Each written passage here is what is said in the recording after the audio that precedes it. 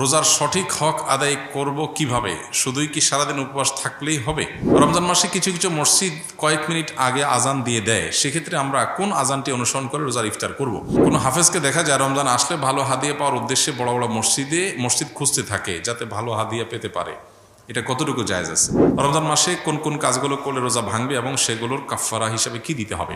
যারা রমজান মাস পেয়ে গুনাহ মাফ করাতে পারলো না, তাদের পর ইসলাম কি শাস্তির কথা উল্লেখ করা হয়েছে? কোনো বিশেষ শাস্তি তো না। রমজানকে সঠিক পরিকল্পনার মাধ্যমে কিভাবে কাটাতে পারে অনুগ্রহ করে বলবেন। আমার একটি নবজাতক শিশু রয়েছে, আমি কি রোজা রেখে তাকে খাওয়াতে পারবো বা রোজা না রাখলে কি সমস্যা হবে? রোজা অবস্থায় কোনো ব্যক্তি যদি সফরে বের হয় তাহলে তার বিধান কি? বাবা তার একমাত্র কন্যাকে জীবদ্দশায় সব সম্পদ লিখে দিতে চাইলে ইসলাম শরীয়তের দৃষ্টিকোণ থেকে কোনো বিধিনিষেধ আছে কিনা? প্রথম প্রশ্ন, বিসমিল্লাহ। কোন কোন খাবার দিয়ে সাহরি ও ইফতার করা সর্বোত্তম হবে? ইফতার এবং সাহরির জন্য সবচাইতে উত্তম খাবার হলো খেজুর। নবী করিম সাল্লাল্লাহু আলাইহি সাল্লাম সাহরি সম্পর্কে বলেছেন, নেআমা সাহুরুল মুমিনি আত-তামর। ইমানদারের কতই না উত্তম সাহরি হলো খেজুর। তিনি ইফতার করতেন সাধারণত খেজুর দিয়ে, এবং যে খেজুর দিয়ে তিনি ইফতার করতেন সেটা ছিল আধা পাকা আধা কাঁচা খেজুর। সাধারণত মুখের অংশ থেকে, গোড়ার অংশ থেকে পাকা শুরু হয়, এরপর আস্তে আস্তে মুখের অংশের দিকে যায়। গোড়ার অংশ থেকে অর্ধেক পেকেছে, নরম হয়েছে, আর বাকি অর্ধেক কচকচে কাঁচা। এই খেজুরকে বলা হয় রোতাব। নবী সাল্লাল্লাহু আলাইহি সাল্লাম এটা দিয়ে সাধারণত ইফতার করতেন। গরমের সময় রমজান হলে এটা পাওয়া যায়। তো এটা যদি না থাকতো তাহলে সরাসরি সাধারণ যে খেজুর সেটা দিয়ে তিনি ইফতার করতেন, পুরো পাকা খেজুর দিয়ে ইফতার করতেন। অতএব ইফতারের জন্য খেজুর হলো সবচাইতে উত্তম আইটেম। কিন্তু এটা জরুরি কোনো জিনিস না, আবশ্যক কোনো বিষয় না যে ইফতারের জন্য খেজুর হতেই হবে, খেজুর ছাড়া ইফতার হবে না এমন কোনো কথা নেই। কেউ যদি বড়ই দিয়ে ইফতার করে, ইফতার হয়ে যাবে, রোজা হয়ে যাবে। কত মানুষ দামি দামি খেজুর দিয়ে ইফতার করে কিন্তু তার রোজা আল্লাহর কাছে কবুল হয় না। আবার অনেকে হয়তো সামান্য এক ঢোক পানি দিয়ে ইফতার করেন, অথবা অন্য কোনো খাবার দিয়ে ইফতার করেন, খেজুর কেনার সামর্থ্য নাই, কিন্তু তার রোজা আল্লাহর কাছে কবুল হয়ে গেছে। এই জন্য রোজার সাথে এই ইফতারের আইটেমের সম্পর্ক তেমন গভীর কোনো সম্পর্ক নাই। তবে হ্যাঁ, সামর্থ্য যখন থাকবে অনেক কিছুর, তখন খেজুরকে আমরা অগ্রাধিকার দেব সুন্নাহ হিসাবে নবী সাল্লাল্লাহু আলাইহি সাল্লামের। আল্লাহ আমাদেরকে তৌফিক দান করুন। ঠিক একইভাবে সাহরির জন্য এই একই খাবারকে বিশেষভাবে গুরুত্ব দেওয়া উচিত। সাহরিতে আমরা সাধারণত ভাত মাছ যাই খাই না কেন, একটা খেজুর আমরা খেয়ে নিতে পারি, একটু খেজুর খেতে পারি, দুটো খেজুর খেতে পারি। তাহলে সেক্ষেত্রে আমাদের সাহরিতে খেজুর খাওয়ার যে সুন্নাহ সেটা আদায় হয়ে যাবে ইনশাআল্লাহ। আরেকটা গুরুত্বপূর্ণ বিষয় হলো যে খেজুরের মধ্যে প্রচুর পরিমাণে খাদ্য শক্তি আছে, অনেক বেশি এনার্জি আছে, যার কারণে খেজুর এটা যখন ইফতার এবং সাহরি উভয়টাতে খাওয়া হয় তখন রোজা রাখাটা মানুষের জন্য সহজ হয়। আর সবচেয়ে বড় কথা হলো নবী করিম সাল্লাল্লাহু আলাইহি ওয়াসাল্লাম সুন্নাহ, অতএব সেই চেষ্টাটা আমরা করব। কিন্তু কারোর যদি খেজুর কেনার সামর্থ্য না থাকে, কেউ যদি খেজুর ছাড়াও ইফতার করেন, যেটা বলছিলাম, তার রোজার সওয়াবে কোনো ঘাটতি হবে না, বরং রোজা নির্ভর করে তার তাকওয়ার উপরে, তার রোজার যে দাবি আছে, রোজার যে অন্তর্নিহিত দিকগুলো আছে সেগুলো বাস্তবায়ন করার উপরে। আল্লাহ আমাদেরকে তৌফিক দান করুন। এরপরে প্রশ্ন হলো, রোজার সঠিক হক আদায় করব কিভাবে? শুধুই কি সারাদিন উপবাস থাকলেই হবে? আমরা এর আগে বিভিন্ন সময় বিভিন্ন পর্যায়ে বলার চেষ্টা করেছি। নবী করিম সাল্লাল্লাহু আলাইহি সাল্লামের বেশ প্রসিদ্ধ হাদিস আছে এই প্রসঙ্গে। তিনি বলেছেন, রুব্বা সাইমিন লাইসা লাহু মিন সিয়ামিহি ইল্লাল জু'। বহু রোজাদার আছে যাদের রোজার থেকে উপোস থাকা ছাড়া আর কিছু হয় না। রোজা থেকে সিয়াম পালন করে তাদের প্রাপ্তি, তাদের ঝুলিতে, তাদের ভাণ্ডে থাকে শুধুমাত্র উপোস থাকা, এছাড়া আর কিচ্ছু তারা পায় না। কত দুর্ভাগ্যের কথা! কষ্ট করে রোজা রাখলাম কিন্তু উপোস থাকাই হলো, আল্লাহর কাছে কোনো কিছু গেল না। এটা সবচাইতে হতভাগা মানুষদের কথা। তো এই জন্য রোজা যেন অর্থবহ হয়, সেটা যেন শুধু উপোস থাকা না হয়। সিয়াম যেন আল্লাহর কাছে আমাকে প্রিয় পাত্র করে দেয়, সিয়াম যেন আমাকে জান্নাতের উপযুক্ত করে দেয়, রাইয়ান দিয়ে জান্নাতে প্রবেশ করার উপযুক্ত করে। সেজন্য সিয়াম রেখে আমাদেরকে তাকওয়া চর্চা করতে হবে। নবী করিম সাল্লাল্লাহু আলাইহি ওয়াসাল্লামের আরেকটা হাদিস আছে, তিনি বলেছেন, মাল্লাম ইয়াদা কাওলা যুরি ওয়াল আমাল বিহি ওয়াল জাহাল ফালাইসা লিল্লাহি হাজাহ আন ইয়াদা তাআমাহু ওয়া শারাবাহু। যে ব্যক্তি রোজা রেখে অনর্থক অহেতুক কাজকাম ছাড়লো না, এই যে মোবাইল টিপাটিপি, ফেসবুক, ইউটিউবে অহেতুক সময় নষ্ট করা করি, এগুলো যে ছাড়লো না, যে ব্যক্তি মিথ্যা কথা বলা ছাড়লো না, মিথ্যা কাজ ছাড়লো না, আবার রোজা রাখলো, এই ব্যক্তির এই উপোস থাকায় আল্লাহর কোনো ঠেকা পড়ে নাই। এই জন্য রোজা রেখে কোনো প্রকার গুনাহ না করা, বিশেষ করে চোখের গুনাহ, মুখের গুনাহ এবং সময় নষ্ট না করা, মিথ্যা প্রতারণা এসব কিছু না করা, এটা হলো রোজার অন্তর্নিহিত শক্তি। রোজার স্ট্রাকচারটা তো দাঁড়ায় যাবে, আমরা সাহারি খেলাম, সারাদিন কিছু না খেলাম, ইফতারিতে খেলাম, বাস পানাহার বর্জন করলাম, আমার রোজা দাঁড়ায় গেল। কিন্তু এই রোজা, এটার যে প্রাণ, সেটা আসার জন্য এই রোজা রেখে কোনো প্রকার সিয়াম পালন করে কোনো প্রকার গুনাহ থেকে আমাকে বেঁচে থাকার চেষ্টা করতে হবে, তাহলে সেটা অর্থবহ হবে। আল্লাহ আমাদের সবাইকে সেই তৌফিক দান করুন। এই চ্যালেঞ্জটাতে আল্লাহ তাআলা আমাদের সবাইকে বিজয়ী হওয়ার তৌফিক দান করুন। রমজান মাসে কোন কোন কাজগুলো করলে রোজা ভাঙবে এবং সেগুলোর কাফারা হিসাবে কি দিতে হবে? পান, আহার, স্ত্রী সহবাস অথবা হস্তমৈথুন, ইচ্ছাকৃত বীর্যপাত, এই বিষয়গুলো সাধারণত রোজা ভঙ্গকারী হয়। ইচ্ছাকৃত যদি রমজান মাসে মানুষ রোজা ভেঙে ফেলে, রেখেছে ভেঙে ফেলেছে, তাহলে সেক্ষেত্রে স্ত্রী সহবাস করে ফেলেছে, খেয়ে ফেলেছে, পানাহার করেছে কিংবা হস্তমৈথুন করে ফেলেছে, তাহলে ওই রোজার জন্য ফোকাহে আহনাফের ফতোয়া অনুযায়ী একটা রোজা কাজা যেহেতু ভেঙে ফেলেছে, আর 60টা রোজা টানা কাফারা রাখতে হবে, মোট 61টা। এই টানা নির্বিচ্ছিন্ন রাখতে হবে, মাঝখানে যদি গ্যাপ দেয় আবার শুরু থেকে রাখতে হবে। আর অন্য ওলামা ইকরাম, হাম্বলি মাযহাব ওলামা ইকরাম, তাদের দৃষ্টিভঙ্গি হলো শুধু স্ত্রী সহবাস বা যৌনতার সংশ্লিষ্ট কারণে যদি রোজা ভাঙে তাহলে কাফারা, আর না হলে শুধু কাজা। তবে একটা হাদিস আছে, নবী সাল্লাল্লাহু আলাইহি ওয়াসাল্লাম বলেছেন, কেউ যদি রোজা রাখার পর ভেঙে ফেলে, সারা বছর রোজা রাখলেও ও রমজানের ওই রোজার পরিপূর্ণ মর্যাদা এটা রিকভার করা সম্ভব না। দায় মুক্তি হবে, কাজা এবং কাফারের মাধ্যমে দায় মুক্তি হবে, মর্যাদা এটা হাসিল হবে না। রোজা মানেই তো নিয়ন্ত্রণ। গোটা পৃথিবীতে যত অন্যায় হয়, এই অন্যায়গুলো মৌলিকভাবে যে কয়েকটা কারণে হয়, তার ভিতরে দুটি কারণ হলো মেইন। একটা হলো মানুষের ক্ষুণ্ণবৃত্তির জন্য, আর একটা যৌনবৃত্তির জন্য। যৌনবৃত্তির জন্য একটা হলো মানুষের যৌন চাহিদা পূরণ করার জন্য, এটা হলো পেটের চাহিদা পূরণ করার জন্য মানুষ যত অন্যায় করে। এই জন্য রমজান এই দুইটাকে নিয়ন্ত্রণ করতে বলছে, পানাহার এবং যৌনতা। এগুলো যদি নিয়ন্ত্রণ করার ট্রেনিং নেয় মানুষ, তাহলে যেখানে সেখানে এগুলোর জন্য সে নিজের আদর্শ বিকিয়ে দিবে না। তো এই চেষ্টাটা আমাদের সর্বোচ্চ পর্যায়ে করা উচিত। এবং কাফারা দেওয়া 60টা রোজা সহজ বিষয় না, টানা রাখতে হয়, এটা অনেক কঠিন কাজ। এই জন্য রমজানের রোজা যাতে কোনো অবস্থাতে বিনা ওজরে না ভাঙা হয়। হ্যাঁ, কেউ অসুস্থ হয়ে গেছেন, ভেঙে ফেলেছেন, তার কথা ভিন্ন। যারা রমজান মাস পেয়ে গুনাহ মাফ করাতে পারলো না, তাদের পর ইসলাম কি শাস্তির কথা উল্লেখ করা হয়েছে? কোনো বিশেষ শাস্তি তো না, তবে হাদিস আমরা শুনেছি নবী সাল্লাল্লাহু আলাইহি ওয়াসাল্লাম থেকে বিভিন্ন ভাষায় হাদিসটি বর্ণিত হয়েছে। মূল জিনিস একই, বাউদামান আদরাকা রমাদান ওয়া লাম ইয়াগফিরুল্লাহ। কেউ রমজান পেল কিন্তু গুনাহ মাফ করাতে পারলো না, তার জন্য ধ্বংসের বদদোয়া করেছেন জিবরিল। নবী সাল্লাল্লাহু আলাইহি ওয়াসাল্লাম বলেছেন আমিন, আমি এটাকে সমর্থন করি। তার মানে জিবরিলের দোয়াতে নবী সাল্লাল্লাহু আলাইহি ওয়াসাল্লামের সমর্থন, এই দোয়া তো বিফলে যাবে না। তার মানে রমজান পেয়েও যদি আপনি মাফ না পান, তাহলে ধ্বংস কেউ ঠেকাতে পারবে না। এটা চরম একটা দুর্ভাগ্যের বিষয়। এজন্য রমজান মাসে যে কোনো মূল্যে আমাদের এই অর্থাৎ আল্লাহর কাছ থেকে মাগফিরাত পাওয়ার চেষ্টাটা আমি প্রত্যাশা অনুযায়ী আমি পাবো, সেরকম আল্লাহর কাছে প্রত্যাশা রাখার মতো করে ইবাদতবন্দি করা দরকার এবং মাগফিরাত কামনা করা দরকার।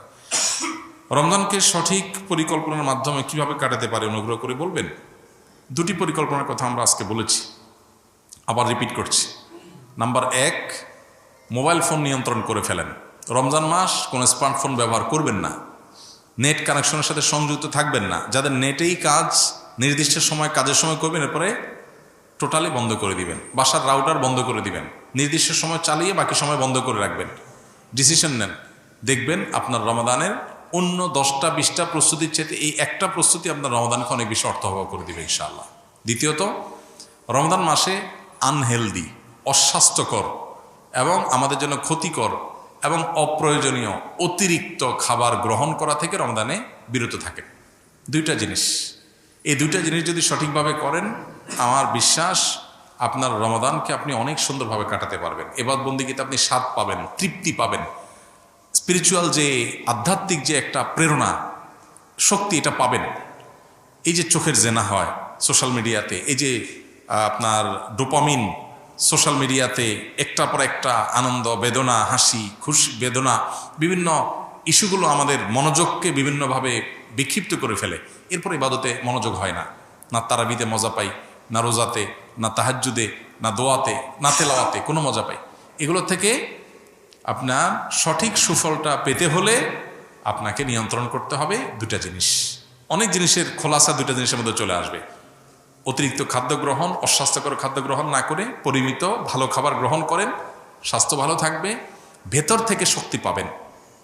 আর খাবার যখন এলোমেলো হবে ওইটা মানুষের আধ্যাত্মিক শক্তিকেও ধ্বংস করে দিবে। এবং তার সাথে মোবাইল ফোনের নিয়ন্ত্রণ, এই দুইটা জিনিস ডিসিশন নেন এবং আপনি লিখে রাখেন, ইনশা আল্লাহ হবে ইদনিল্লাহ আপনার জীবনের শ্রেষ্ঠ রমজান আপনি কাটাতে পারবেন এই দুইটা প্ল্যান করার মাধ্যমে। আল্লাহ আমাদেরকে তৌফিক দান করুন। হিম্মত লাগে এটার জন্য, সৎসাহস লাগে। আমার একটি নবজাতক শিশু রয়েছে, আমি কি রোজা রেখে তাকে খাওয়াতে পারবো বা রোজা না রাখলে কি সমস্যা হবে? রোজা রেখে বাচ্চাকে তো খাওয়াতে কোনো সমস্যা নেই, রোজা রেখে তো নিজে খেতে অসুবিধা, বাচ্চাকে খাওয়াতে কোনো অসুবিধা নেই। তবে কোনো মা যদি রোজা না রাখেন বাচ্চাকে খাওয়াতে হবে সেজন্য, তো সেটা জায়েজ নাই। এতটুকু ঠুনকো অজুহাতে রোজা না রাখার সুযোগ নাই। বাচ্চাকে আপনি খাওয়াবেন, দুধের বাচ্চা যদি হয়, দুধের বাচ্চা দুধ একটু কম পাবে, তাতে বাচ্চা মারা যাবে না। প্রয়োজনে আপনি দিনের বেলায় একটু বেশি ঘুমিয়ে থাকেন বাচ্চা সহ, লাইফস্টাইলটা চেঞ্জ করেন, রাতের বেলা একটু বেশি সময় জেগে থেকে কাজ করেন, যাদের দিনের বেলাতে রোজা রাখার কারণে দুধ কম আসে। বিভিন্নভাবে আমরা এটা রিকভার করতে পারি, বিকল্প খাবারের ব্যবস্থা করতে পারি। হ্যাঁ, কোনো রাস্তা যদি না থাকে, মরণাপন্ন হয়ে যায়, আল্লাহ না করুক, এরকম রিস্ক করলে তখন রোজা না রেখে অন্য সময় রোজা রাখার সুযোগ আছে। রোজা অবস্থায় কোনো ব্যক্তি যদি সফরে বের হয় তাহলে তার বিধান কি? সফরে বের হলে মুসাফির রোজা রাখবে নাকি রাখবে না? সফরের দূরত্ব যদি হয়, মুসাফির যদি হয়, এই ব্যক্তি রোজা রাখা বা না রাখার ক্ষেত্রে স্বাধীন। শরীয়ত তাকে রোজা রাখতে বাধ্য করে না। তবে যেই রোজা সফরের কারণে রাখা হবে না, সে রোজা রমজানের পরে রেখে দিতে হবে এবং এর কারণে তার কোনো গুনাহ হবে না। আল্লাহ বলেছেন, ফামান কানা মিনকুম মারিদান আও আলা সাফারিন ফাইদ্দাতুম মিন আইয়ামিন উখর। যে ব্যক্তি অসুস্থ হবে, সফরে থাকবে, তার অন্য সময় রোজা রেখে দিলে সেটা তার জন্য রোজা হিসেবে যথেষ্ট হবে। তবে কেউ যদি সফরে তার কষ্ট না হয়, স্বাভাবিক, তাহলে তিনি রোজা রাখবেন, রাখতে পারেন, রাখা ভালো। আর যদি কারোর কষ্ট হয়, তার জন্য বরং কষ্ট না করে, সফরে আল্লাহ সুযোগ দিয়েছেন যেহেতু, সে অপশন নিতে পারে, নেওয়া উচিত। নবী সাল্লাল্লাহু আলাইহি ওয়াসাল্লাম থেকে এটা প্রমাণিত এবং এটাতে কোনো হেজিটেশন করা উচিত না। হ্যাঁ, অনেকে এমন আছেন যে রমজান পরে আমার আর রাখা কঠিন, কাজা রাখার সুযোগ হয় না, হবে না, তাহলে আমার কষ্ট হচ্ছে না, তাহলে তার জন্য রাখা উত্তম। কিন্তু সফর অবস্থায় শরীর আমাদেরকে রোজা রাখতে বাধ্য করে না। আমরা চাইলে রাখতে পারি, চাইলে ভাঙতে পারি, কিন্তু যেটা ভাঙবে সেটার বিনিময়ে যতগুলো ভাঙবে ততগুলো আবার রমজানের পরে রেখে দিতে হবে। এরপরে প্রশ্ন হলো, বাবা তার একমাত্র কন্যাকে জীবদ্দশায় সব সম্পদ লিখে দিতে চাইলে ইসলামের শরীয়তের দৃষ্টিকোণ থেকে কোনো বিধিনিষেধ আছে কিনা? খুবই গুরুত্বপূর্ণ একটি প্রশ্ন। আমাদের সমাজে যাদের একটি বা দুটি মেয়ে, কোনো ছেলে সন্তান নাই, সে সমস্ত বাবারা বেশিরভাগ ক্ষেত্রেই এই ধরনের কিছু একটা করে যেতে চান যে আমার সম্পদ যেহেতু আছে, এই সম্পদ মেয়েকে সব লিখে দিয়ে যাই। কারণ কেন লিখে দিয়ে যেতে চান? কারণ বাবার মৃত্যুর পর মেয়েরা সম্পদ পাবে নির্দিষ্ট হারে। অবশিষ্ট সম্পদ দেখা যায় যিনি মারা গেছেন, তার ভাই বোন, তার ভাতিজা, যাদেরকে ফারায়েজের ভাষায় আসাবা বলা হয়, অর্থাৎ কোরআন এবং হাদিসে যাদের জন্য নির্দিষ্ট হিস্সা ঠিক করা আছে, এরা বাইরে এদের ছাড়া যারা আছে তাদেরকে আসাবা বলা হয়। এই আসাবারা পেয়ে যাবে। আত্মীয়র একটা বিশেষ ক্যাটাগরিকে আসাবা বলা হয়। কোনো মানুষের মৃত্যুর পর এটা শুধুমাত্র যারা কন্যার বাবা তাদের জন্য না, সবার জন্য প্রযোজ্য। তাদের সম্পদ, পরিত্যক্ত সম্পদ যা তারা রেখে দুনিয়া থেকে যাবেন, সেই সম্পদের নির্দিষ্ট হারে যার যার হিস্সা আছে সেটা দেওয়ার পর যদি কিছু থেকে যায়, এটা আসাবাদের মধ্যে বন্টন হবে। এটাই হলো আল্লাহর নির্দেশনা। এখন যাদের একটা, দুইটা, তিনটা কন্যা সন্তান আছে, কোনো ছেলে সন্তান নাই, তারা বেশিরভাগ ক্ষেত্রেই এই আশঙ্কা করেন যে কন্যা সন্তানের জন্য নির্দিষ্ট হিস্সা আল্লাহ ঠিক করে দিয়েছে, সেটা আমি দিলাম, আমার মৃত্যুর পর সেটা সে পেল, কিন্তু বাকিটা তো আসাবারা পেয়ে যাবে। তো আসাবারা যেন না পায়, সেজন্য সবটুকুই জীবদ্দশায় মেয়েকে দিয়ে যেতে চান। এটা জায়েজ আছে কিনা এ সম্পর্কে প্রথম কথা হলো, আল্লাহ রাব্বুল আলামিন কোরআনে হাকিমে সম্পদ বন্টনের যে হার ঠিক করে দিয়েছেন, এটাকে আল্লাহ তাআলা আল্লাহর ভাষায় বলেছেন হুদুদুল্লাহ। আল্লাহ পরিষ্কারভাবে বলেছেন যে তিলকা হুদুদুল্লাহ। এই যে বন্টন নামা দেয়া হলো, এই এতটুকু পাবে, অতটুকু পাবে, এটা কার সীমানা? আল্লাহর সীমানা। আল্লাহর সীমানা লঙ্ঘন করা এটা জঘন্য এবং ভয়াবহতম অপরাধ। আল্লাহ রাব্বুল আলামিন মৃত ব্যক্তির পরিত্যক্ত সম্পদে যাকে যা দিতে বলেছেন তাকে তা দেওয়া, এটা আল্লাহর নির্দেশ। আল্লাহ বলেছেন ফারিদাতুম মিনাল্লাহ, এটা আল্লাহর নির্ধারণ। এটা কে ফিক্স করেছেন? আল্লাহ করেছেন। আল্লাহ তাআলা পরিষ্কারভাবে বলেছেন এটা আল্লাহ নির্ধারণ, এটা আল্লাহর সীমানা, অতএব এগুলো ক্রস করা যাবে না। মুশকিল হলো আমরা বেশিরভাগ মানুষ আমরা আমাদের আপন বলতে বুঝি নিজের স্ত্রী ছেলে মেয়েকে, খুব বেশি হলে বাপ মাকে আমরা হয়তো কাউন্ট করি। বেশিরভাগ মানুষই আমাদের গণ্ডিটা সীমাবদ্ধ হলো স্ত্রী এবং ছেলে মেয়ের মধ্যে। পরিবার বলতে এটুকু বুঝি। আমরা হয়তো সাময়িক বিভিন্ন পরিবেশ পরিস্থিতিতে বিভিন্নভাবে প্রভাবিত হই। কিয়ামত পর্যন্ত আগত সকল সমাজের সকল মানুষের জন্য আল্লাহর বিধান প্রযোজ্য এবং ইনসাফপূর্ণ এবং সবচেয়ে ন্যায্য। আমরা মনে করি যে আমার জীবদ্দশায় সব মেয়েকে বা ছেলেকে বা যাকে আমি মনে করি আপন তাকে দিয়ে গেলে বোধহয় কল্যাণ হবে। বহু বাবা আছেন সকল সম্পদ বিশেষ ছেলের নাম বিশেষ মেয়ের নামে লিখে দিয়েছেন, কিন্তু জীবদ্দশাতে দেখে গেছে যে ওই ছেলে মেয়ের হাতে বেজ্জত হয়েছে, কারণ সম্পদ পাওয়ার পর তারা চোখ উল্টে ফেলছে। কেন আল্লাহ তাআলা নির্ধারণ করে দিয়েছেন, কেন আল্লাহ তাআলা জীবদ্দশায় সবাই দিয়ে যাওয়ার পরে উৎসাহ দেন নাই, এই জিনিসটা তখন হয়তো আমাদের বুঝে আসে। হ্যাঁ, হয়তো মানে হাজারে 2-4-10টা কেস হয়, কিন্তু হয়। আর সবচেয়ে বড় কথা হলো আল্লাহ তাআলা কোরআনে কারিমে বলেছেন আবাউকুম ওয়া আবনাউকুম লা তাদরুনা আইয়ুহুম আকরাবু লাকুম নাফা। ফারায়েজের ক্ষেত্রে আল্লাহ সুবহানাহু ওয়া তাআলা যাকে যা দিতে বলেছেন, তোমাদের বাপ দাদা, তোমাদের সন্তান সন্ততি, কে তোমাদের বেশি কাজে আসবে তোমরা জানো না। তুমি একজনকে আপন মনে করে সব দিয়ে দিলা, এটা তোমার ক্ষতির কারণ হতে পারে। আল্লাহ যাকে যা দিতে বলেছে তাকে তা দাও, তোমার বুঝে না আসলেও দাও, তোমার মনে না চাইলেও দাও, এতে তুমি আল্লাহর কাছে রিওয়ার্ড পাবে। আর মনে রাখবে তোমার জন্য আল্লাহর নির্ধারণটা তোমার নির্ধারণের চাইতে বেশি গুরুত্বপূর্ণ এবং বেশি উত্তম। আল্লাহর চাইতে বেস্ট বা বেটার, সর্বোচ্চ পরিকল্পনাকারী, সবচেয়ে উত্তম পরিকল্পনাকারী আর কেউ নাই। এজন্য সম্পদ আমার যা আছে সেগুলো সব আমি আমার ছেলে মেয়েকে দিয়েছি, আর কেউ যেন না পায়। এটা আমরা আমাদের মতো করে আমাদের জগৎটাকে ভাবি। পৃথিবীতে আমার টিকে থাকা, আমার বেঁচে থাকা, আমার জীবদ্দশায়, আমার মৃত্যুর পর আমার কল্যাণকামিতার জায়গা শুধু ছেলে মেয়েই করবে তা না। এরকম বহু মানুষ আছে যে তারা ছেলে মেয়ে না, দেখা যায় জামাই অনেক কদর করে।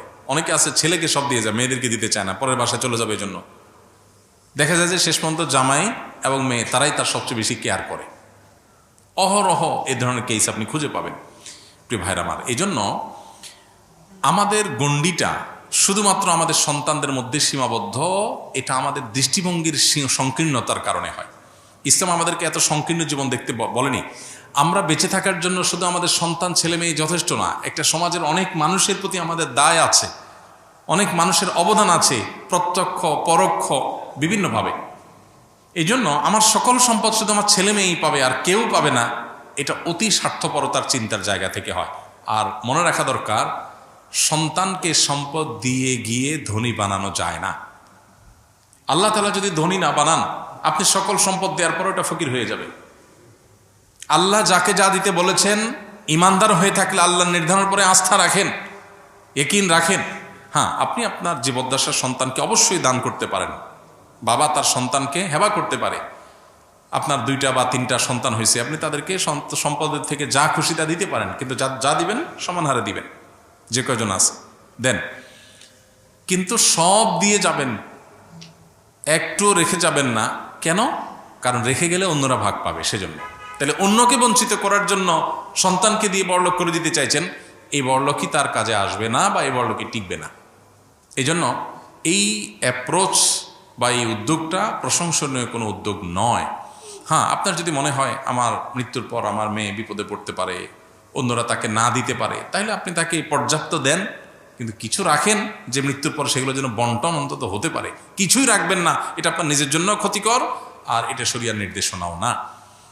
আল্লাহ তাআলা কোরআনে কারিমে বলেছেন ফাইন কুন্না নিসাআন ফাওকা ইসনাতাইনি ফালাহুন্না সুলুসা মা তারাক ওয়া ইন কানাত ওয়াহিদা ফালাহান নিসফ। 2 বা 2-এর অধিক কন্যা সন্তান যদি কারোর থাকে, তাহলে তার মৃত্যুর পর তার সম্পদে যদি কোনো ছেলে না থাকে, শুধু কন্যাই থাকে 2 বা 2-এর অধিক, তাহলে তারা পাবে টোটাল সম্পদের 2/3, 3 ভাগের 2 ভাগ। আর যদি একটি কন্যা সন্তান থাকে, তাহলে টোটাল সম্পদের 50%, হাফ, অর্ধেক পেয়ে যাবে। আর বাকিটা আসাবা হিসাবে যারা যারা আছে সবার মধ্যে বন্টন হবে। অতএব আপনার যদি মনে হয় যে না, জীবদ্দশায় আমার বেশ কিছু দিয়ে যাওয়া উচিত, তার তেমন কিছু নাই, আপনি দেন, কিন্তু কিছু রাখেন অন্তত বন্টনের জন্য।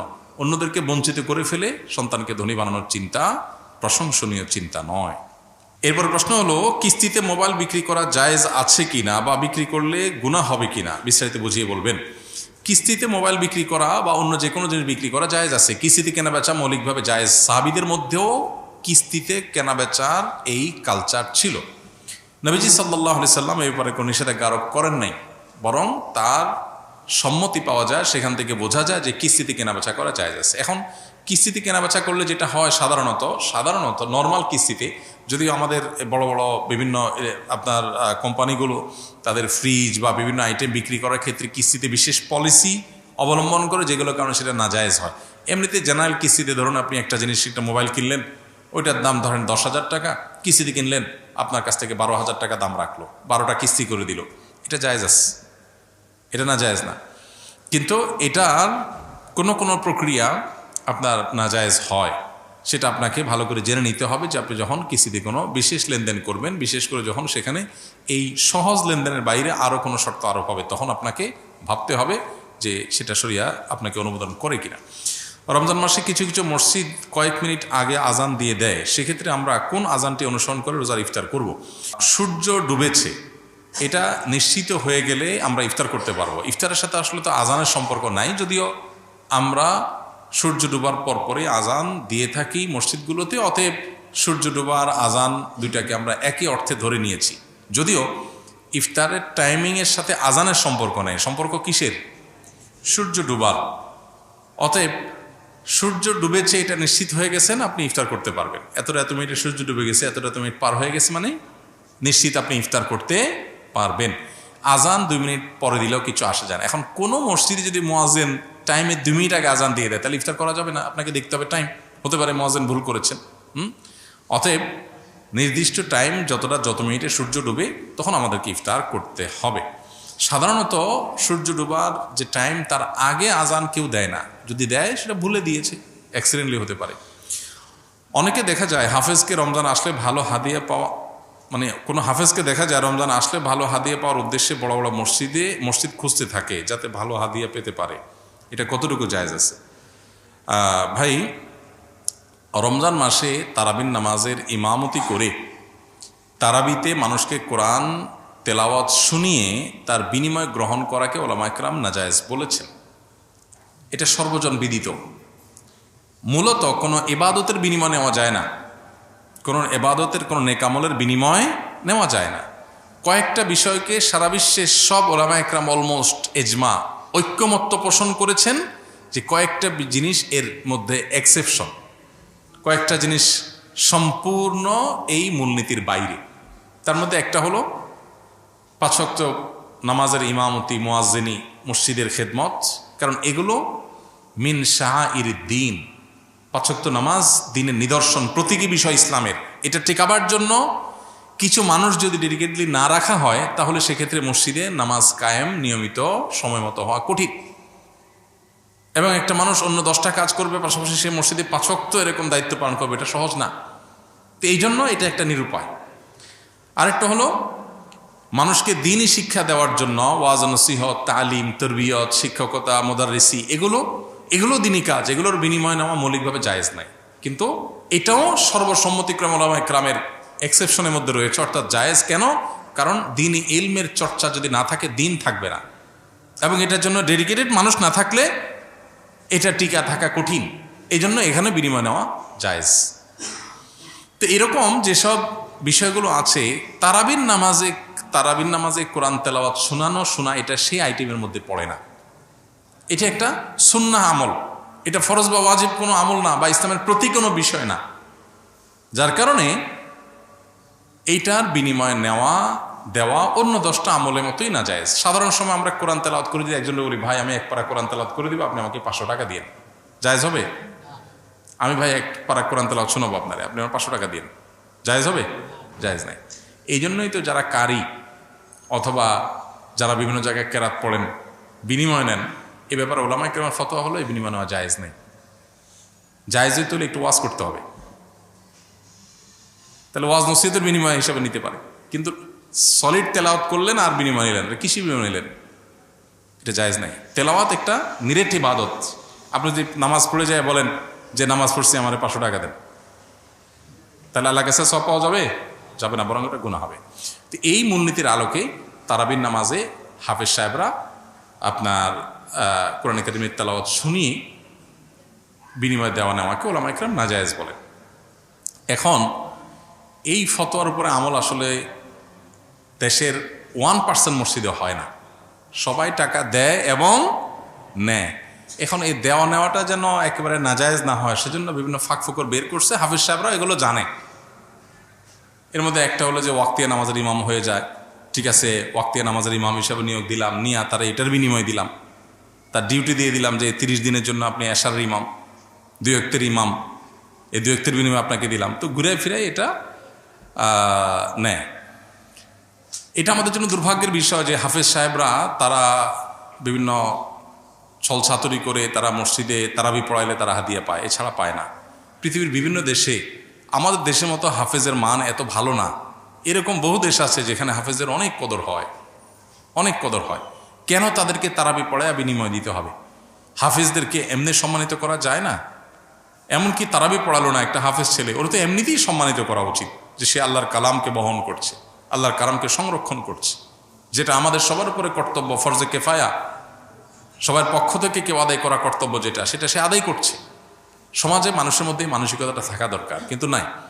আমরা হলাম চাকরি করায় তারপরে টাকা দিব। তো হাফিজ সাহেবদেরকে এমনিতে হাদিয়া দেওয়া উচিত। বাকি হাফিজ সাহেবরা তাদের মধ্যে এই তামাবুল বা টাকা পয়সার নেশা না হয়ে আল্লাহর কালাম বেশি মানুষকে শোনাবো, বড় মসজিদে শোনাবো, বেশি মানুষ শুনবে এবং আমার মধ্যে দায়িত্ববোধ বেশি আসবে, এই চিন্তা থেকে বড় বড় মসজিদে যাওয়ার চেষ্টা করা দরকার। একজন হাফেজ, একজন আলেম বেশি টাকা পাওয়ার উদ্দেশ্যে বড় মসজিদ খুঁজবেন এবং কম্পিটিশন করবেন, বড় মসজিদ না হলে পড়াবেন না, এই জিনিসগুলো তার তাকওয়ার জন্য প্রশংসনীয় কিছু না। কোরআন যিনি বহন করছেন তিনি যদি কোরআনের শিক্ষাটা বহন না করেন, জুহুদ এবং তাকওয়া যদি তার ভিতরে না ঢুকে, তো এটা হলো কামাসাইল হেমার ইয়াহমিলু আসফারা। গাধার পিঠে অনেক কিছু আছে, গাধা জানে না পিঠে কি আছে। হাফেজ কোরআনে কি বলছে সেটা বোঝে না, সেরকম হয়ে যাবে। আল্লাহ আমাদের হাফেজদেরকে মুত্তাকি হওয়ার তৌফিক দান করুন। আর বাকি যারা মসজিদের দায়িত্বশীল আছেন, সাধারণ মুসল্লি আছেন, তারা হাফেজদের কদর করার তৌফিক দান করুন। এই কদর করার জন্য কিচ্ছু লাগে না। বহু মানুষ আছেন সমাজে, মসজিদে লাখ লাখ টাকা মাসে খরচ করে, তার মসজিদে একটা হাফেজ ছেলে, মাদ্রাসার ছাত্র, গরিব ফ্যামিলি, ওরে 250,000 1 লাখ টাকা একজনে দিয়ে দিতে পারে হাদিয়া। এরকম বহু লোক প্রত্যেকটা মসজিদে শহর অঞ্চলে অন্তত আছে। কিন্তু না, আমাদের কলিজাগুলো অনেক ছোট। ওই তারাবির চান্দা ছাড়া আর কিছু দেওয়ার মানসিকতা আমাদের হয় না। খুবই দুর্ভাগ্যজনক বাস্তবতা। দেশ থেকে তো অনেক ভাতা আছে, হাফেজ সাহেবদের জন্য রাষ্ট্রীয় টাকা থেকে ভাতা দেওয়া উচিত মাসে মাসে। যারা ভালো হাফেজ হবে তাদেরকে প্রণোদনা, যারা তার কোরআনের হামেল হতে পারে, কোরআনের সংরক্ষক হতে পারে। আল্লাহ তাআলা সেরকম পরিবেশ আমাদের গড়ে তোলার তৌফিক দান করুন। গায়বানা জানাজা নামাজ পড়া জায়েজ হবে কিনা? ভাই, এটা আমরা এর আগে বেশ অনেকবার বলেছি। গায়বানা জানাজার এই পদ্ধতিটা রাজনৈতিক পদ্ধতি। গায়বানা জানাজা মূলত রাজনৈতিক জানাজা। এটা কোন জানাজা? রাজনৈতিক জানাজা। যে লাশ নিয়ে অনেক মহড়া দিতে হবে, অনেক ভোট কালেক্ট করতে হবে, মানুষের ইমেজ ক্যাচ করতে হবে, এই জন্য যত বেশি সম্ভব গায়বানা জানাজা করো। নবী করিম সাল্লাল্লাহু আলাইহি সাল্লাম গায়বানা জানাজা পড়েছেন, যার তিনি ছিলেন কে? নাজাশী। ইথিওপিয়ার নাজাশী ভিলেজ এখনও আছে, ভিলেজ ওই নামেই আছে, নাজাশী ভিলেজ, এবং ওনার কবর ওখানে আছে। আমরা যাওয়ার চেষ্টা করেছিলাম, বাট পাশে যেতে পেরেছি, ওখানে যেতে পারিনি। তো নাজাশী বাদশাহ তিনি ইসলাম গ্রহণ করেছেন, কিন্তু তিনি যেখানে মারা গেছেন সেখানে কোনো মুসলমান ছিল না, তার জানাজা হয়নি। তাকে দাফন করা হয়েছে খ্রিস্টানদের পদ্ধতিতে। নবী সাল্লাল্লাহু আলাইহি সাল্লাম তখন মদিনা থেকে তার গায়বানা জানাজা পড়েছেন, কারণ তার জানাজা হয়নি। এই জন্য ফোকাহে একরাম বলেন, কারোর যদি কোনো মুসলমানের কোথাও মৃত্যু হয়েছে সেখানে জানাজা হয়নি, তাহলে দূর থেকে অন্য মুসলমানরা তার জানাজা গায়বানা পড়বে, এটা ঠিক আছে। কিন্তু একটা আস্ত জানাজা হয়েছে, এখন আরও 500 জানাজা পড়তেছেন, কি গায়বানা জানাজা, এটা শরিয়া অনুমোদন করে না। এটা হলো রাজনৈতিক জানাজা, এটা শরিয়ার জানাজা না। এরপরে প্রশ্ন হলো, শবে বরাতে কি বিশেষ কোনো ফজিলত আছে? এটা আমরা এর আগে ভাই গত সপ্তাহে বলেছি, তার আগেও বলেছি। শবে বরাতে আল্লাহ তাআলা হিংসুক এবং মুশরিক ছাড়া বাকিদেরকে সাধারণ ক্ষমা ঘোষণা করেন। অতএব সাধারণ ক্ষমার ঘোষণার কথা হাদিসে সাব্যস্ত রয়েছে এবং এ সম্পর্কে আরও অনেকগুলো হাদিস আছে যেগুলো দাইফ, সবগুলোকে একত্র করলে রাতের ফজিলত সাব্যস্ত হয়। পুরোপুরি কোনো ফজিলত নাই এটা বলাটা সঠিকতার নিকটবর্তী না, বরং ফজিলত কিছু না কিছু ফজিলত সাব্যস্ত হয়। কিন্তু আমরা আবার এটাকে যতটা ঘটা করি বা যারা পালন করি তারা আবার এত বেশি পালন করি যে এটাকে লাইলাতুল কদরের চাইতেও গুরুত্বপূর্ণ রাত বানিয়ে ফেলেছি। অতএব শবে বরাত বা লাইলাতুল নিসফে শাবান যেটাকে বলছি আমরা শবে বরাত, এটা বাড়াবাড়ি এবং ছাড়াছাড়ির কবলে পড়ে গেছে। কেউ এটা নিয়ে করে বাড়াবাড়ি আর কেউ করে ছাড়াছাড়ি। আমাদের মধ্যম পন্থা অবলম্বন করা দরকার এবং এই রাতকে কেন্দ্র করে যে সমস্ত বেদাত হয়ে থাকে সেই কুসংস্কারগুলো থেকে আমাদের দূরে সরা দরকার। এরপরে প্রশ্ন হলো, আমি এই ভূমিপল্লীর বাসিন্দা, আমাদের আবাসিক এলাকার এখানে আপনার মতো একজন হুজুর আছেন, এখানে নিয়মিত গান বাজনা চলে, এখানে আপনার শানে ও মসজিদের শানে এগুলো মানায় না, দয়া করে এগুলো নিয়ে কমিটির সাথে একটু কথা বললে ভালো হয়। কমিটিকে তো এর আগে বারবার আমি নিজেও বলেছি, যদিও আমি এখানে থাকি না, কি হয় জানি না, কিন্তু বিভিন্ন উপলক্ষে, বিশেষ করে যে 31st নাইট উপলক্ষে, বিভিন্ন উপলক্ষে আমরা বলেছি কমিটিকে অ্যাক্টিভ হতে পারে। দুর্ভাগ্যজনক ওনারা সেটা করতে পারেন নাই, খুবই দুর্ভাগ্যজনক বাস্তবতা। এগুলো আসলে মুরব্বী বুড়াদের দিকে তাকা হবে না, এগুলো করতে হবে তরুণদেরকে। তরুণদের উচিত এসব অনাচারের বিরুদ্ধে দাঁড়ানো। আমি যেখানে যাই সেখানে চেষ্টা করি অনাচারের বিরুদ্ধে দাঁড়ানোর। গতকালকে আমার বাসার সামনে কিছু তরুণ দেখে একটা গাড়ি নিয়ে আসছে, আমাকে দেখে নামলো। তো আমি দেখলাম তাদের গাড়িতে বিয়া বড় একটা গিটার, এটা নিয়ে তারা যাচ্ছে। আমাকে দেখে নেমে সালাম মোসাফা করলো।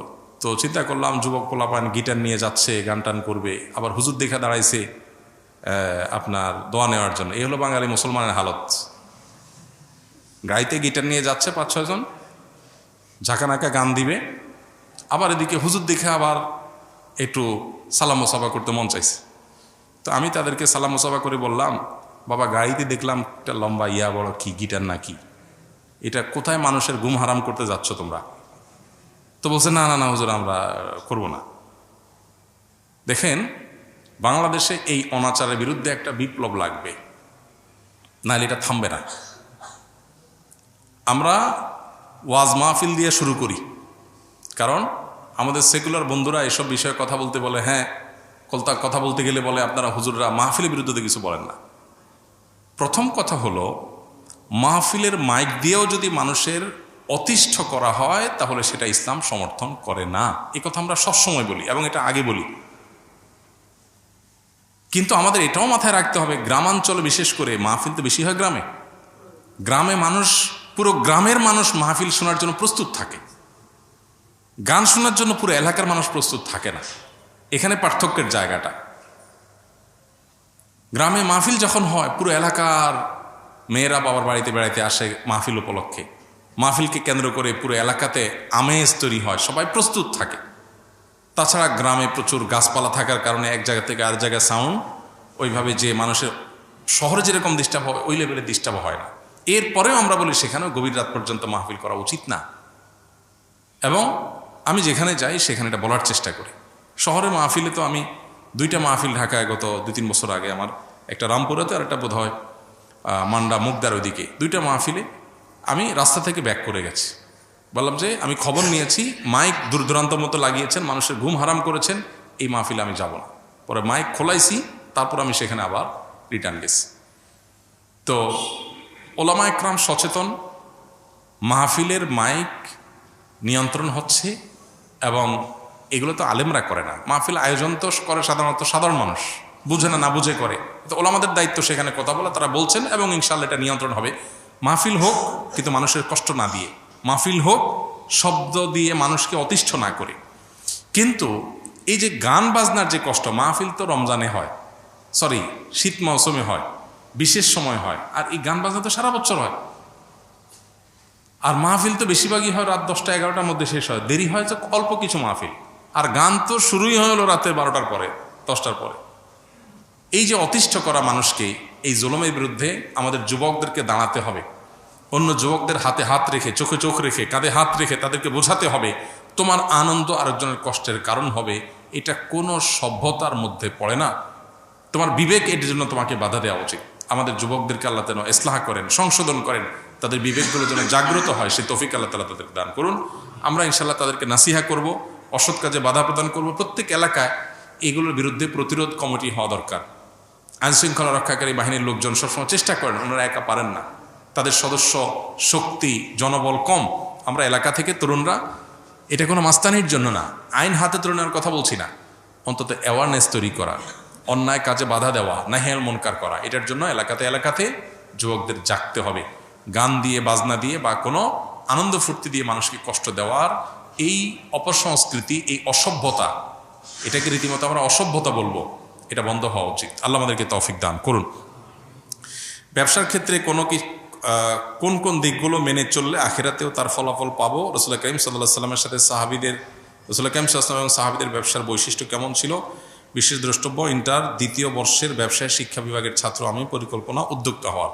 প্রথমে বলি, যারা তরুণ আছেন মাশাআল্লাহ উদ্যোক্তা হওয়ার প্ল্যান করছেন, তারা খুবই সাধুবাদ পাওয়ার মতো একটা কাজ করছেন। উদ্যোক্তা হওয়ার পরিকল্পনা করেন। ইহুদিরা উদ্যোক্তা সবাই, তারা গোটা দুনিয়া কন্ট্রোল করছে। পৃথিবী পলিটিশিয়ানরা কন্ট্রোল করে না, পৃথিবী এন্টারপ্রেনাররা কন্ট্রোল করে। পৃথিবীর রাজনীতিবিদদের হাতে নাই, পৃথিবী যতটা হাতে আছে কাদের? উদ্যোক্তাদের, ব্যবসায়ীদের। এই জন্য মুসলমান তরুণ ব্যবসা করবার, উদ্যোক্তা হয়ে ওঠার মানসিকতা লালন করতে হবে। ব্যবসা অবশ্য এক জিনিস, উদ্যোক্তা আরেক জিনিস। সৃষ্টিশীল কোনো কাজ, কোনো সম্ভাবনার নতুন দুয়ার খোলা, কোনো সংকট দূর করার কোনো উদ্যোগ গ্রহণ করা, এটাই তো উদ্যোক্তা হওয়া। অতএব এটা প্রশংসনীয়, কিন্তু উদ্যোক্তা হতে গেলে এই পথটা মসৃণ না।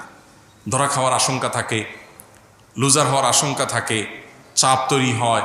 আর বিশেষ করে আমাদের মতো দুর্নীতি এবং অনিয়মে ভরা সমাজে যদি কেউ উদ্যোক্তা হতে চায়, সে সৎ পথে উদ্যোক্তা হওয়া তার জন্য কঠিন। একই কাজ অন্যরা করবে 2 নম্বর পথে, সেটা তাদের জন্য অনেক ইজি হবে। আপনি করবেন সঠিক পথে, আপনার জন্য কঠিন হবে। এগুলো মাথায় রাখতে হবে। এই জন্য ট্রেনিংয়ের কোনো বিকল্প নাই। আপনি এন্টারপ্রেনারশিপের জন্য ভালো ভালো ট্রেনিং আছে, সেগুলো আপনাকে করতে হবে, প্রশিক্ষণ নিতে হবে, শিখতে হবে, অভিজ্ঞতাদের কাছে যেতে হবে। আমরা সুন্নাহ ফাউন্ডেশন থেকে একবার সম্ভবত 2022 সালে বা 21 সালে আমরা উদ্যোক্তা সম্মাননা করেছিলাম। সারা দেশ থেকে অনেকগুলো উদ্যোগকে বেছে নিয়ে যারা দিন পালন করে আবার উদ্যোক্তা হয়ে ওঠার চেষ্টা করছেন, তাদেরকে আমরা অ্যাওয়ার্ড দিয়েছিলাম।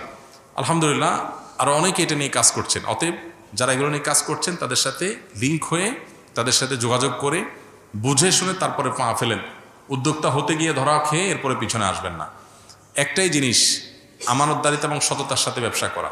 আত-তাজিরুস সাদুক মা'আন নাবিয়্যিন ওয়াস সিদ্দিকিন ওয়াশ শুহাদা। যে সমস্ত ব্যবসায়ীরা ব্যবসা করতে গিয়ে সততা এবং আমানতদারিতা এই দুটো জিনিস মেনটেন করে, আমার দ্বারা কারোর হক নষ্ট হবে না, এটা লক্ষ্য করে যদি কেউ ব্যবসা করে, ইনশাআল্লাহ বিদিনিল্লাহ, সত্য কথা বলে ব্যবসা করে, প্রতারণা না করে, চিটারি বাটপারি না করে, তাহলে সে নবীদের সাথে কিয়ামতের ময়দানে উঠবে ইনশাআল্লাহ। সাহাবা ইকরাম এবং নবী সাল্লাল্লাহু আলাইহি ওয়াসাল্লামের ব্যবসার মূল বিষয় ছিল এটা, সততা এবং আমানতদারিতা, সত্যবাদিতা এবং আমানতদারিতা, যেটা হারিয়ে গেছে। এটা করতে গেলে হয়তো অনেক পয়সা হবে না, কিন্তু আপনার ব্যবসাটা ইনশাআল্লাহ বিদিনিল্লাহ দুনিয়া এবং আখিরাতের নাজাতের কারণ হবে, বারাকাল্লাহের কারণ হবে ইনশাআল্লাহ। এরপরে প্রশ্ন হলো, আমার বাবা চোখের জেনা করে, মহিলাদের সাথে শয়তানি করে, এখন আমার করণীয় কি? আমার বাবাকে দেখলে ঘৃণা লাগে, তার সাথে কথা বলতে মন চায় না। খুবই দুর্ভাগ্যজনক এবং অত্যন্ত লজ্জাজনক একটা বিষয়। কত বিচিত্র এই পৃথিবী দেখেন। কত বাবা মা সন্তানকে বিপদগামিতা থেকে বাঁচাবার জন্য লড়াই করেন। আছে না অনেক বাপ মা, ছেলেটা নষ্ট হয়ে গেছে, পাগলের মতো অস্থির। বেশিরভাগ ফ্যামিলিতে তো এইটাই হয়। কিন্তু এই প্রশ্নে আমরা দেখলাম উল্টাটা, যে বাবা বেলায়নে যাচ্ছে, বা ছেলের মধ্যে আল্লাহর ভয় আছে, বা ছেলের মধ্যে সততা তাকওয়া আছে, তে সে এই গুনাহের প্রতি ঘৃণাবোধ তার তৈরি হয়েছে, বাবার কর্মে সে বরং বিব্রত এবং অস্বস্তিতে আছে। আমরা দোয়া করি আল্লাহ তাআলা তার বাবাকে পরিপূর্ণভাবে ইসলাহ এবং সংশোধন করে দেন। যে ভাই প্রশ্ন করেছেন তাকে বলবো, বাবা মা এরকম আমাদের সিনিয়র কেউ যদি কোনো গুনাহে, কোনো অন্যায় লিপ্ত থাকে, খুব স্বাভাবিক আমাদের কষ্ট লাগবে। এই কষ্টের কোনো সীমা নাই, কিন্তু মনে রাখতে হবে দিন শেষে আমরা আল্লাহর গোলাম, আল্লাহর দেওয়ার সীমানা আমরা ক্রস করব না। বাবা যদি অন্যায় করে, বাবাকে আমি বোঝাবার মতো হলে আমি বোঝাবো, আর যদি এ অন্যায় নিয়ে আমি বোঝাবার মতো না হয়, তাহলে অন্য কাউকে দিয়ে বোঝাবো। মাকে বললাম, অন্য কাউকে বললাম।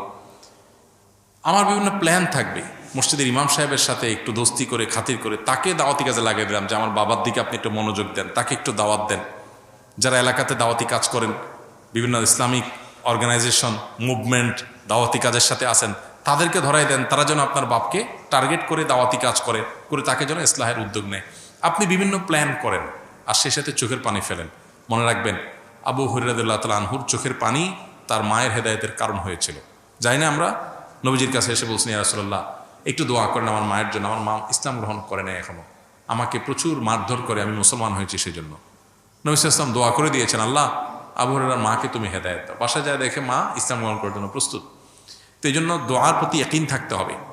নবী সাল্লাল্লাহু আলাইহি ওয়াসাল্লাম বলেছেন, উদউল্লাহ ওয়া আনতুম মুকিনুনা বিল ইজাবাহ, আল্লাহর কাছে দোয়া করবা ইয়াকিন নিয়া যে আমার দোয়ায় কাজ হবে। দোদুল্যমনা সংশয় নিয়ে হবে কি হবে না সে ধরনের মানসিকতা নিয়ে দোয়া করলে দোয়া কবুল হবে না। এই জন্য আপনার বাবার জন্য আপনি দোয়া করেন, অন্যদেরকে দিয়ে বোঝান, খবরদার আপনি নিজে তার সাথে ব্যবহার খারাপ করতে যাবেন না। এটা খুব অ্যাসিড টেস্ট, অগ্নি পরীক্ষা, যে বাপ উল্টাপাল্টা করবে, আবার কিছু বলাও যাবে না বাপ সেদিন শেষে। তো এই পরীক্ষা আপনাকে জিততে হবে। আমরা দোয়া করি আল্লাহ তাআলা আপনার বাবার হেদায়েত নসিব করুন।